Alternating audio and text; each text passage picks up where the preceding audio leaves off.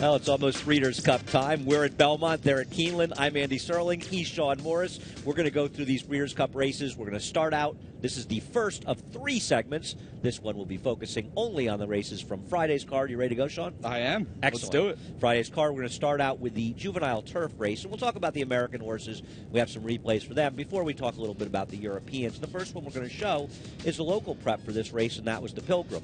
Isotherm, who won it, he's going to actually be running, and he's not in this race. He's in the Juvenile. But Azar, Raise the Bar, and Highland Sky are in there. I've got Highland Sky circled, Sean. He's the one I thought had some trouble. Raise the Bar didn't have the cleanest of trips down towards the inside either. I agree. And actually, when I saw this race live, I thought Raise the Bar had a lot of trouble. When I went back and watched it, it wasn't as much as I initially thought. He had to wait a little. He had to deal with some traffic. But all in all, I thought it was a pretty decent trip. And he was moving third best at the wire. So I didn't know if I wanted him out of the race. But like you said, Highland Sky is the one who had the trip. And that's the horse you want if you like this race. Yeah, I agree, if you like this race. Now, one thing I will say about Raise the Bar, it feels to me, and I agree with everything you said, but I do feel as though he hesitated a little bit when he was inside. Chad Brown feels like he's been training well since that race, so he's a horse that could move forward. I'm going to give him a chance to move forward. I'm married to betting Highland Sky, and one of the reasons I'm sort of married to Highland Sky and looking towards this race is I'm not thrilled with anybody else in this race. As far as the American contingent goes, or even any Euros of them go. too. We'll talk about the Euros, and we'll get to them. But I think in general, the Euros have been overrated in a lot of these races, and I'm not sure how good this group is. Well, I shouldn't say it. There are 2 good Euros. I don't like the way they're posted in this race. Exactly. We'll get to them because they are posted towards the outside. Now, you've got the Bourbon that they ran at Keeneland, and we're going to take a look at Aeroforce, who was a dominating winner. Actually, that's the summer. That's right the summer. No, that's see, we're looking at the wrong place, Sean. That's the Bourbon on the screen. That's the summer over there. You guys are confusing us a little bit, and we're pretty easy to confuse. Aeroforce ran well in here, Sean. He was 3-4 wide on the pace the whole way, and I thought he was a dominant winner of the race. The question is, how good was that race? Yeah, I have the same concerns. I thought he was much better than Camelot Kitten was. I mean, all in all, Camelot Kitten, he had some trouble at the start, but the pace set up perfectly for him. Dynamics-wise, I thought it was a good trip, and he didn't have much trouble in the stretch. So Aeroforce, going wide around both turns, I like you're saying, I thought he was a good winner. I question the quality of that race, too, though. That was my feeling. I didn't think the race was that strong, and I agree with you completely about Camelot Kitten. He's got post 12. I could never use him off that race. I could use Aeroforce. He's not in my top few selections. Doesn't mean I don't think he can win. It's very hard in these races because there are a lot of horses who can win. Now we'll take a look at the Keeneland race. Now, I would say of all the horses that ran well in here, the horses in front right now, Manhattan Dan's the one who ran the best. The problem is he's got to try to wire this Breeders' Cup race because, in my opinion, both Conquest Daddio and Sky Marshal ran 1-2. They took advantage of a pretty rapid pace. Yeah, I would agree. And you know what? The Sky Marshal had a little bit of trouble. He had to wait a little around the far turn, but all in all, followed the trip of the winner. And I thought they were both okay. This is another race I don't really want anyone because I just don't think Manhattan Dan can get the distance. And also, you know, I question the quality of this race. The Fillies went considerably faster with a slower pace, so I just didn't think it was a very good race overall. I don't disagree. The Philly race, which we'll talk about a little bit later, was a very odd race because there were about literally 6 legitimate speeds signed on there, and I think the slowest of them set a slow pace and wired the field. We'll talk about that race. I think we obviously have to talk about the Europeans, and maybe Simric is the one to talk about the most. And Simric, I thought, ran well, and he finished ahead of Shogun, who's also in this race for Aidan O'Brien. Shimrick, to me, might be the most accomplished of the Euros. I don't know what you think of him, but also what do you think of his post, and what do you think of him?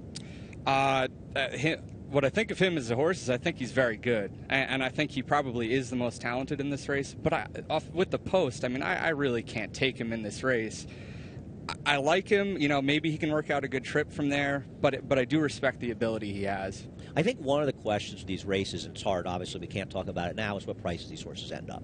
And I think if a lot of people go overboard and they minimize their betting on the horses towards the outside, and we're going to talk about Hit It a Bomb in just a second, then maybe these horses will end up being value, even with their outside posts. And I think they are horses you have to use. I cannot make a play that doesn't involve Simric, because like you, I think he's the most accomplished, and he may be the most talented horse in here. The post has to be a concern, especially considering how quickly they hit the turn. And that's the case with Hit It a Bomb. Hit It a Bomb is a horse that I think when you first look at him, you go, well, he doesn't look like he's any good. But then you realize it's Aidan O'Brien. You realize these connections are very smart. And then you find out that before they got the posts, this horse was taking all the money in Europe. He was the big favorite. They like him a lot. Timeform loves this horse. Reading Timeform gush about him. The problem is post 14. But once again, what do you think of him? And what kind of price is he fair at? I think you just said it with him. And like we saw last year, actually, with Caraconti, I believe he had post 14.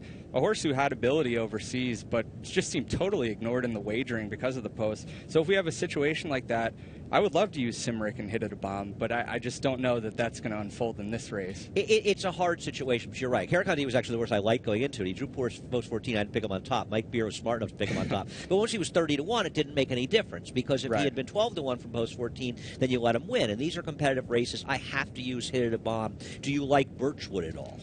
I did. You know what? I with him, I kind of got the feeling that the ground he's going to get over here is more to his benefit. Quality-wise, I don't think he's as good as the horses drawn outside. But I actually landed on Shogun just because I thought he ran okay last time. Against Simric, actually. Wasn't beaten that much by him. He gets Lasix in here, and he might have been a little reluctant on the rail, I thought, last time, too. I wonder about that, too. He was behind Simric. Right. So I just wanted to take a shot with him in here, just with the better draw, and I feel like there's not much separating him and Simric, and he gets Lasix, and Simric doesn't. And he figures to be a fair price. You're basically going to the Europeans in here. In fact, all four of your choices are the Europeans. You're completely snubbing your nose at the Americans. I, on the other hand, will be supporting New York. I'm going to go to Highland Sky. I think he's a talented horse. I liked his debut. Thought he had that real trouble last time and would have won the Pilgrim with any kind of fair trip, and he'd look much better. Raised the bar I'm going to use. I will use the Euros on the outside. These are fun races, but they're not easy. Not that any of the Breeders' Cup races are easy. On the other hand, the Breeders' Cup Dirt Mile, the second race on Friday, that race may be easy. And the reason that race may be easy is the presence of the horse that we're looking at here. Maybe arguably the best horse in the country, and for whatever reason, they're running in a race he doesn't belong in at the expense of running in the race he belongs in, the Classic, and instead of getting all the attention, he's just going to be an afterthought in this race. I think he's going to win. Appealing Tail's not playing, so there's no speed to run it against here. How's he going to lose, Sean? I don't know. Someone has to go on a suicide mission. Maybe it's Mr. Z, but someone has to just flat out attack this horse early. But even then, I was actually talking about this race with Anthony Stabile last night of HRRN, and it's not that Liam's Map isn't. He is rateable, too. So, if someone goes and attacks him early, maybe he can just sit off the pace, too. I wonder, though, it feels like he is rateable, I agree, but his brilliance has been when he's used his speed as a weapon. And I just feel like they're going to take no prisoners. We'll see what Mr. Z does. I have a feeling horses may get discouraged trying to chase after him. Now, Redvine, who we're going to take a look at here, and this is him finishing second in our Kelso. I had really liked this horse in general. And if the Paling Tail had run in here, I was willing to take a shot with him because I felt like he's had compromised trips in a number of his starts. If you look at his races, he had real trouble in that Salvador Mile in second. He wasn't winning a mile and 4 of the P Classic, a Beholder's big performance. And last time out, compromised by a slow pace, never in a good position here, and I think he still ran very well to be second, keep in mind. And he had a tough trip, too. It was Honor Code. He's finishing third. I like Redvine. I just don't know how, from a dynamic standpoint, he can win this race. Yeah, I don't know. I was torn on him, too. I respect the ability that's there. I don't know that the rail is necessarily a good draw for him. I know there's a short run into that first turn, but he just doesn't break all that sharply, and I could envision a scenario where he just gets shuffled back early and maybe out of the race. I respect him. I like him in this race, but there's just factors working against him where, I just don't know how good of a play he's going to be. Yeah, I'm going to use him. He's the kind of horse I'm probably going to bet a few dollars to win on him because if he wins this race, I don't have him. He pays $21. I'm going to feel like the biggest idiot in the world. And I'll play a big exacta with him second, the favorite. Now, a couple horses that theoretically could have speed we'll take a look at next at Monmouth. I don't know if they're real players. These are Valid and Bracer, and this is actually going back to the Island. I just don't feel like these horses class up to the ones we're talking about. I totally agree with that. I don't really want these horses out of Monmouth and Valid down. In Florida he runs big races too. But on this stage, I just don't trust either of them. I don't disagree with that. I do think we do have to talk about a couple other horses. Now, one is Lee, who's decided to run in this race. I think it was a great move by Bill Mott. And I also think he could be sitting in a very good spot, second or third, behind Liam's Map. And he is one of the few horses that has dirt races that could give Liam's Map a tussle if he runs his good race. Yeah, he's a legitimate Grade 1 animal on his day. And I agree with you. I think this is the perfect spot for him. There's really no other race that he fits in as well as this race. And he could work out a very good trip. He's drawn well. He has some tactical speed. I think it's a really good spot for him. He's the other horse for me in this race. Yeah, he is a dangerous horse, and the kind of horse, you're right, he's probably the second likeliest winner of this race because of his talent and his tactical ability, and I think Bill Mott made the right move not running the Turf Mile. Not just the course. He wasn't going to win that Turf Mile. He's not good enough to win it. Can Wicked Strong get a piece, or does a race really not set up for him? I love him on the turn back. I just don't know if this race is going to set up well for him, and I think of the two, I just prefer Redvine. Yeah, he's a horse I really don't have a good feel for. I mean, so actually, if you're giving him a vote of confidence in this race, I like that because I didn't know what the turnback does for him necessarily. I think you got to look at his Met Mile and say he just had no chance. He was so completely eliminated at the start that it doesn't really matter what he did in that race because he never had a fair chance. He took all the worst of it with Byron cutting the field off. My problem at the end of the day with Wicked Strong, and I'm a fan of his, he just didn't get better from 3 to 4, and other horses got better, and he never really progressed. I'm going to go 3-1-5 in this race. We're pretty much on the same page, Sean. Definitely, yeah. We'll move our attention now to the third race, and that is the Breeders' Cup Juvenile Fillies Turf. A mouthful, if there ever was one. A lot of horses to talk about in here. I think that the first video we're going to take a look at is Harmonize, and I believe I found Harmonize back here, if I'm not correct. And Harmonize wins this race. Now, Harmonize is going to beat Sapphire Kitten. Sapphire Kitten runs close, but Sapphire Kitten, who I can't possibly find in this race, is the 6 horse, is like about here, I think. Yeah. Gets an absolutely perfect trip. And here's Harmonize out below that circle. Makes this huge, wide run. Harmonize was very good and did it on the Keeneland Turf, Sean. I was thoroughly impressed with this because this is a horse we saw 1 start prior in the P.G. Johnson come from just off the pace and won explosively that day. This was a huge effort from her. Of the Americans, I definitely like her best in this race. She has to be considered the horse to beat. She was very visually impressive in here. My problem is she's not that fast, so I just don't know how good she is. But they did. I mean, you think about the distance they put between the 3rd and 17th horse in that race because it was a big field. It was a 14-horse field at Keeneland. And when you have a 14-horse field and 2 horses run 5 lengths ahead of the 3rd and then the others, you have to think they're a little bit better than it might look. On the other hand, we'll turn our attention to our prep, the Miss Griot. Now, the winner of this race, Tintype Gal, is not going to go. The horse that I want to talk about, though, is Thrill down there, who's on the inside in those Coolmore Silks. She got so unbelievably lucky in here that she's a horse that might take a little bit of money I wouldn't want any part of. I think if I use money, and Lanita is not running here, she's actually running at Belmont on Saturday's car, where she's likely to win our Chelsea Flower. I thought the Time in Motion was okay, but I can't take her from post 14. Yeah, you said it here. I didn't like the quality of this race anyway. Thrilled got a perfect trip, Time in Motion from the post. I mean, she's just going to drop right back, and I don't think she's good enough anyway, but with the post, there's no possible way I can play her. I thought the only horse that could have won out of that race was Tintype Gal, and she's not going to play in here, unfortunately. Now, here's Catch a Glimpse, who we talked about is coming from Woodbine. This is the race that we had mentioned before that had the 36 speeds, and they went 24 and 2, 48 and 1. You know, this was a few days after Saratoga. I was up at Woodbine. I was actually at Woodbine in this race, and I thought I was still in Saratoga when I saw that pace in there and the 6 speeds all taking back.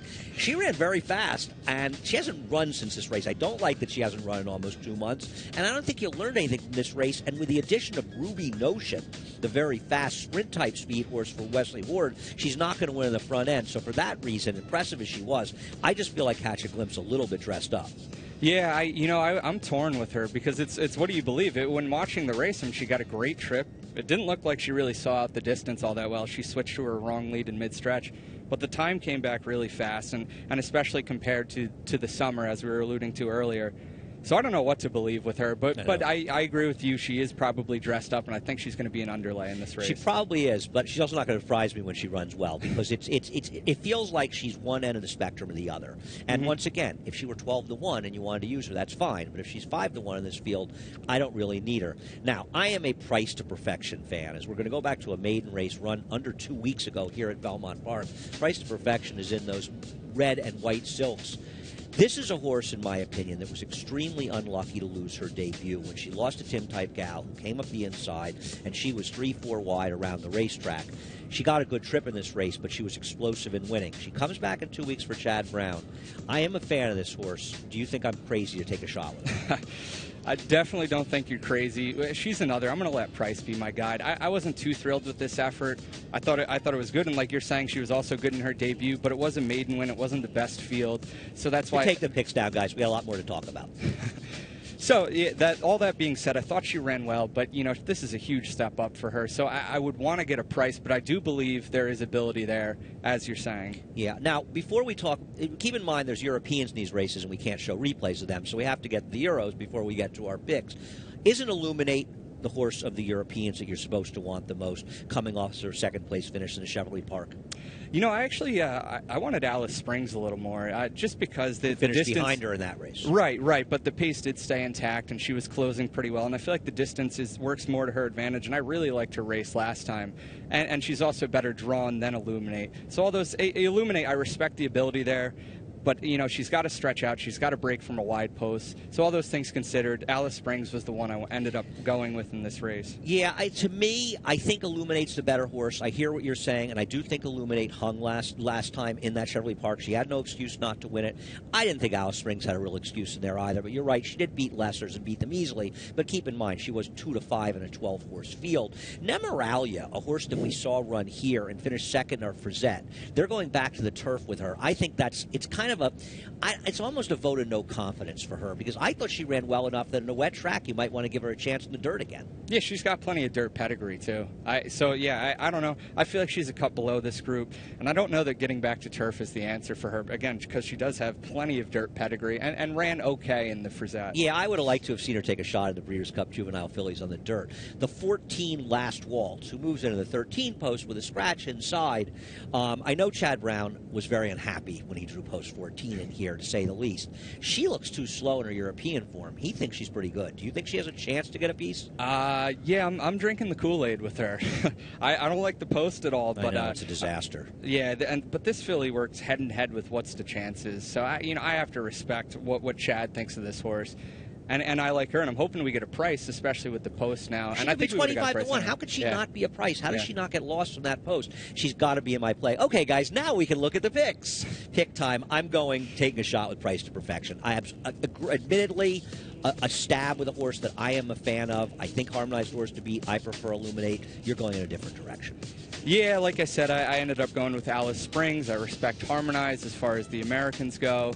And, I had to throw in Illuminate, too, just because of the ability that's there. I'm not sure the stretch out and the post works for her, though. These are very, very tricky races. I always feel like I just need to take a shot with somebody to Price and hope I get lucky. There are no Lady Elis in this year's Juvenile Fillies. As we turn to the big race on Friday's card, and this is the Breeders' Cup Distaff. Thank God it's no longer called the Ladies' Classic.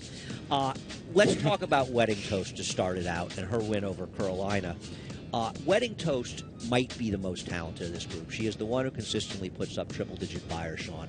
The problem I have is she was on a rail that was good this day at Belmont. She's had very cozy trips. I don't trust her having to rate going 2 turns. She's going to have to rate in here, and I think the horses that have exposed form are vulnerable here because all of them have gotten good trips, including Wedding Toast. Yeah, I agree with you. I ended up picking her just because I felt like this wasn't a vintage edition of this race. It's not. And I think she is the most talented, but there are a lot of questions to answer. It was for me, it was more a matter of I just couldn't really latch on to anyone else in here, and I do respect her ability. But yeah, she's got to prove she's not a horse for course at Belmont. She's got to prove she's as effective going 2 turns. She's won at Aqueduct, and believe it or not, just because both tracks are in New York, they're different racetracks. That is the stupidest opinion I read all the time. They can only win in New York. It's just nonsense. She can do that. In her race at Keeneland, she chased a fast pace that day. I just don't want a short-priced horse in a race that I think is wide open. Yeah, no, I can totally see that. Again, I ended up picking her, but believe me, this is a horse I will totally understand if people want to take shots against her. I've got her in the mix. I'm using her, but I'm not a big fan of hers. Now, a horse I don't like at all is Sheer Drama. I admire Sheer Drama. I admire the job, mostly, that David Fawkes has done with her. But as you see her, she got an absolutely perfect trip in this race, and this is the personal ensign. She's actually here, I believe. That's Got Lucky, actually, behind her. And to me, everything that's happened for her repeatedly, Sheer Drama, one race after another, she's had incredible pace scenarios where she could be on slow paces, sitting off contested paces. Now she draws what's going to be post 13 with a scratch. And to me, she's not necessarily as good, better than a lot of horses in this race. And I think she's completely dressed up, and I don't like her even a little bit. I totally agree. And she's got to take money in here too, which is great. I think she's pretty good. But like you're saying, she's lucked into perfect trip after perfect trip. And now she draws post 14, and that string has to come to an end. What about Got Lucky? We'll take a look at Got Lucky beating a bunch of horses near Yawilla, Frivolous, Stop Charging Maria's in this race. She's down the rail. Stop Charging Maria was also, I think, 4th in that personal ensign. I want to talk about her, but first we'll talk about Got Lucky. Got Lucky might get lucky again because she's going to get pace to run into in this race. But I also feel like she's another horse that, man, she got an unbelievably great ride here by Arad Ortiz and has had 2 great setups. She may get it again. I just can't take her again at any kind of short price because she's dressed up, and she's another horse that's post 11. Neither can I. To me, she's exactly like Sheer Drama. She's just got 2 perfect trips in a row, and I can't take her off those efforts. And yeah, and she's going to be a short price. She's drawn wide. You just can't bet her off those efforts. What about Stop Charging Maria, who had gotten very good, and I've never been a fan of hers. Yeah. But she doesn't need to lead to win, and she showed, inferior horse or not, she easily beat, I think, Wheeler that day. Down in Maryland, she could come from well back. She's been working well down there. I take some of those workouts with a grain of salt, but you have to think that they're going to go back to the drawing board and say, okay, it's not working, saying to the front. We're going to try to rate her here. Is it possible to Stop Charging Maria can rate here and be a factor? I don't think so. I don't think so. I think this is a horse who's been exposed. I actually did like the race she ran in the DuPont Distaff. I thought that was a good effort. I thought her last race was okay. Yeah, that wasn't the pace. Yeah, right. That wasn't a bad race either. I just think you know what you're getting out of her. She's just not that good. Maybe she can work out the right trip, like you're saying, but she's going to be a short price too. And I just you think she'll be a short price? Stop Charging Maria? Yeah. No. What price is she? So? She's 5-to-1 morning line. Well, if she's 5-to-1 morning line, I would say that. Would you play her at 5-to-1? I would book every cent, bet on her in every pool at 5-to-1. I picked her second. There is no chance that she'll. How could she be 5-to-1 in this race? How is she going to be 5-to-1 in this race with Sheer Drama and Carolina taking more money than her? You should probably drift up from there. But even if she's 7, how many people named 8-to-1? Maria can possibly be betting? Okay, I better picked her be second in this exceedingly race. Wealthy too. I understand. I didn't look at the morning line, and I'm always wrong about these things. And if she's I thought she had to be double-digit odds in here. I just thought she looks like off her last races, she's going the wrong direction. I think she's been somewhat of a victim of pace, but you're right. At 5-to-1, I wouldn't use her for a penny. Right, and I think she's just going to take money because she's somehow a multiple Grade 1 winner, which people are drawn to. Yeah, people like those Grade 1s, as Jason likes to say. They like the ones. Now, let's look at some of the 3-year-olds in this race. I think you have to start with I'm a Chatterbox because while one horse in this race has been avoiding the top competition, I'm a Chatterbox ducks nobody, and she consistently runs well. She beat Calamity Kate. I'm a Calamity Kate fan, but I don't know how she doesn't become a pace victim, and she just doesn't feel like a horse that's going to be able to get it done in this race, though she drew fairly well getting in before the scratches.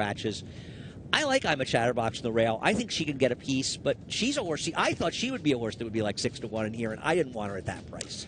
I could definitely see that scenario unfolding. To me, I was drawn to the 3-year-olds in here just because of the upside that's still there behind Wedding Toast. But anyway, she's a good horse.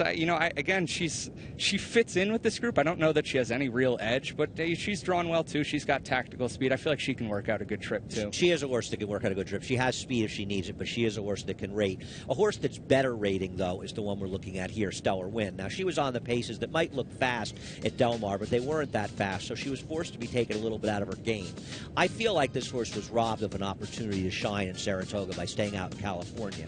I am scared that her trainer, this is Stellar Wind, John Sadler, does not have good numbers shipping from outside California, but I am a fan of a horse who was favored in Kentucky Oaks, did not get a good ride and trip in that day, and is good enough with some improvement to be right here, and I think might be 15-to-1. So I picked Stellar Wind in this race.